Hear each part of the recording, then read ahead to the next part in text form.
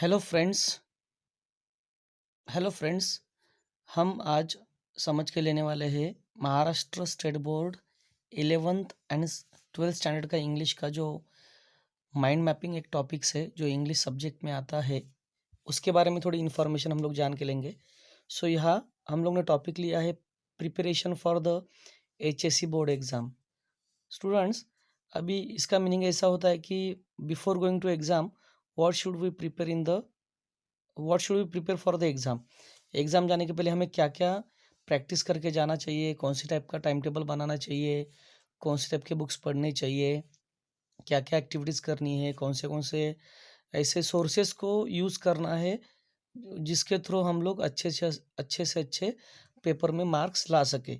तो यहाँ हम लोग ने कोई माइंड मैपिंग के ट्री डायग्राम के फॉर्मेट में हम लोग ने इसको बनाया है। तो क्या प्रिपरेशन हम लोग बोर्ड एग्ज़ाम के लिए कर सकते हैं। सो यहाँ हम लोग देखेंगे फर्स्ट वन कि हम लोग रिवीजन हमें करना चाहिए, practice of model papers, preparing a study time table. यानी मॉडल पेपर्स की हमें प्रैक्टिस करनी है। Preparing study time table means जो हम लोग स्टडी कर रहे हैं उसका टाइम टेबल प्रिपेयर करके प्रॉपर पंक्चुअल टाइमिंग में हमें पढ़ाई करनी है। Reading quality of a text book, जो भी बुक्स हमें गवर्नमेंट ने दिए उसको अच्छे से पढ़ना चाहिए।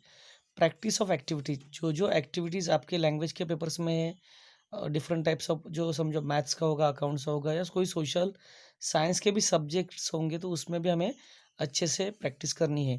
प्रैक्टिस ऑफ इम्पोर्टेंट राइटिंग, आपने बहुत सारी पढ़ाई भी कर ली बट आपको राइटिंग का प्रैक्टिस ही नहीं है, आप विद इन अ टाइम ज़्यादा स्पीड में नहीं लिख पा रहे हो तो आपका पेपर इनकम्प्लीट रह सकता है। सो इस टाइप के प्रिपरेशन हमें बोर्ड में करने चाहिए।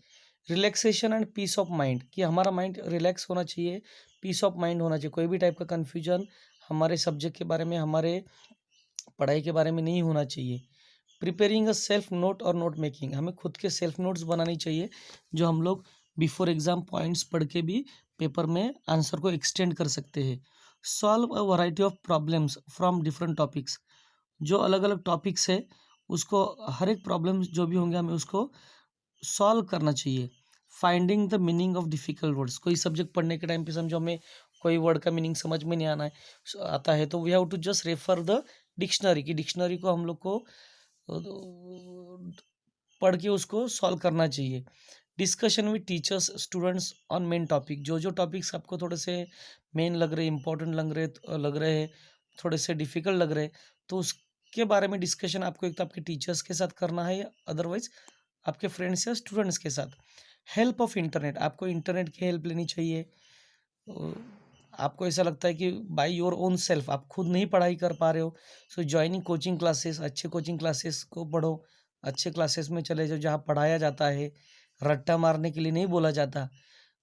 Maintaining physical and health fitness, यहाँ थोड़ा स्पेलिंग का गड़बड़ है, दैट इज़ वर्ड मेंटेनिंग। और आप बहुत सारी प्रिपरेशन करोगे, बहुत सारी करोगे, मगर आपकी मेंटल हेल्थ और फिजिकल हेल्थ ही अच्छी नहीं रहेगी, आप बीमार पड़ते रहोगे, तो how can you prepare for the exam. तो बच्चों यहाँ ये बोलना है कि preparation for the HSC board exam ऐसे नाम का आपको एक टॉपिक दिया जाएगा, उसके ऊपर आपको खुद को क्रिएटिव आइडियाज़ बना के आप क्या क्या पेपर में बिफोर एग्ज़ाम क्या प्रिपरेशन करके जा सकते हो, ये आपको वहाँ लिखना है। This is a model mind mapping, एक ये मॉडल है, आप इससे भी अलग अच्छे से इजी लैंग्वेज में या इससे भी थोड़ा अच्छे डिफिकल्ट लैंग्वेज में आप इसको बना सकते हो। So thank you students, it will help you to your exam. Thank you.